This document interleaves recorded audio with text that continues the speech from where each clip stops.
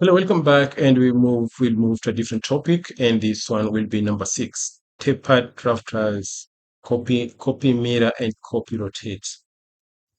Now let's switch back to technical structures environment and click on technical structures. So if you see here, we have the elevation of our column and the rafter. So let me switch back to isometric view. So the command we want to use here, because we need on the opposite direction, we need a similar thing on the opposite direction so that we can start creating the apex connection. So to do that, I want to mirror this on the other side. And to mirror that, I have to reorient or to reset my XYZ plane to global position. So how do we do that? I'll go to view. I'll come to work plane here and click XYZ parallel to XYZ plane. Click on that, click change. That will take it to the global position. So I'll select everything when this switch is on. This switch I'm highlighting, select components. So once you've selected everything, then disable it. So once you've disabled it, I want to create a midpoint. So we have a midpoint here. So all the selection must be done once you've defined your center point, the center of the two columns we want to create. We want to create another column here thereafter so that these can join together the middle here, so that we create a apex connection here. Now, I had created these points in the middle, and I showed you how we can create it. We can come to, and first of all, get rid of it first of all, and click empty on empty screen to deselect everything. I'll come to online, and I want to snap on that spot and snap on this spot right here. And there we are. And I'm going to select on it, right click and come to special copy and pick on linear. And I want now to copy this upward by 500 millimeter upward on the Z axis. It can be more. So I'm going to select on this, select on the column and rafter, deselect the grid line by pressing Ctrl. Now I'm going to deselect, switch off this by then I'll come to right click and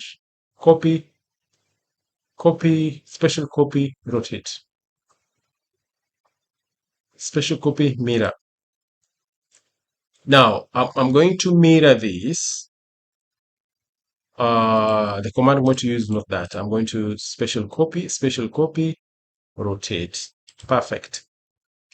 Now I'm going to use line. So this is the line.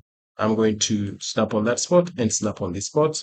And you can see the coordinates, the ordinate coordinates. If I zoom out, you can see that. So let me just click copy, and let's see if that has been copied. It has been copied. And if I come to view and rotate this, you can see we have this in place. So that has been copied. So if I switch back to my elevation view here on grid line 1, you can see we have this rafter and that rafter already in place. So the next thing we want to create is the apex connection. So again, what you're going to do is quite simple. I'm going to create an end plate here that will help us in creating the apex connection. So here we go. I'll come to steel, then come on that beam, and I'm going to snap on that spot and snap straight at the end here. So once I've created that, double click on the plate and check the width of the plate. That is 250. That is exact width of our flange. So let me just rotate that by selecting maybe back or below. And if I click on that, you'll be able to see there we are, notes on the right position, top, back. And if I come to front, and we come to back, it's not responding. Top.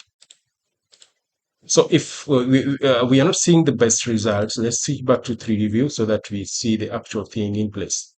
So this is the point I was trying to show you. So this should be in the middle.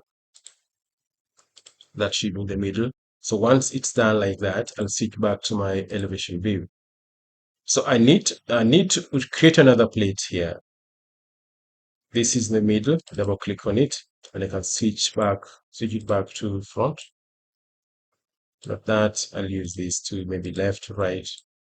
So once I've done so, I'm going to select this. Once again, right click and come to copy. And I want to copy this and place it right there. That's it now. I'm going to select everything here and probably, well, let me just make this active, switch on this button. So I've selected everything. I'll press Control to deselect all this. I've deselected all that. I'm going to deselect the grid line. Now I'm going to press Alt and select these two nodes. So I'm going to right click once again and come to move, and I want to move it slightly up by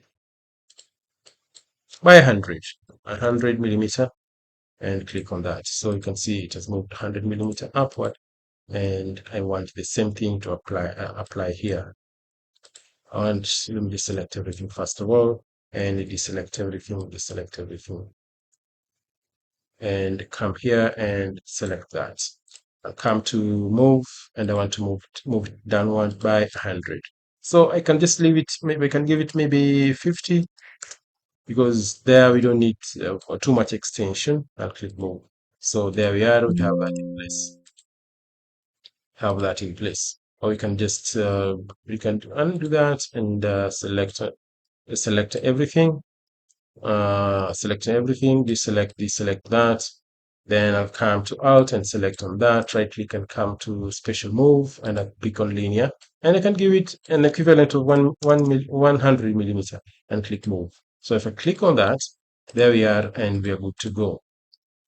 Now the next thing is just to trim the parts that we don't need to see. I'll come to Split, and I'll select the part I want to remove. I'll just mouse over that, and click on this, and mouse over that, and select that. So I want to get rid of the parts that we don't need. Don't need that part. And if you come at the bottom end here, we don't need so many parts. We don't need this. So I'm just going to select on this. We don't need this. I'm also going to select on that. So if you come here and select this member and select that member, I've removed everything.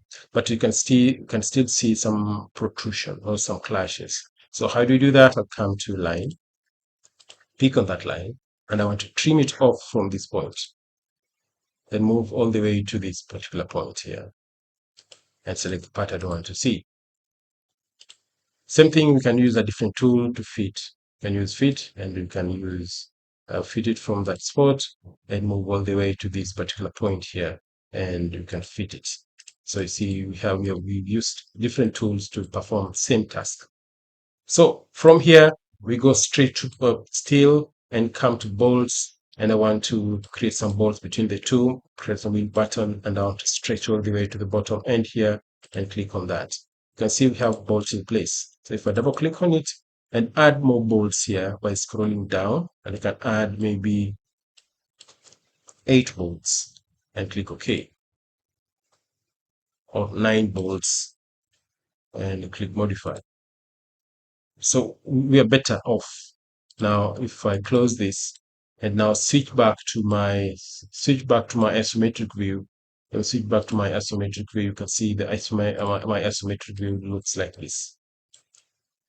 So from here we can create stiffeners as we had created before, like here. You can see the way we did here. So I think that you can do by yourself. So let's meet on the next topic. Bye bye. And I hope you'll be able to do that for the Apex. It's very simple. Just follow the same process here.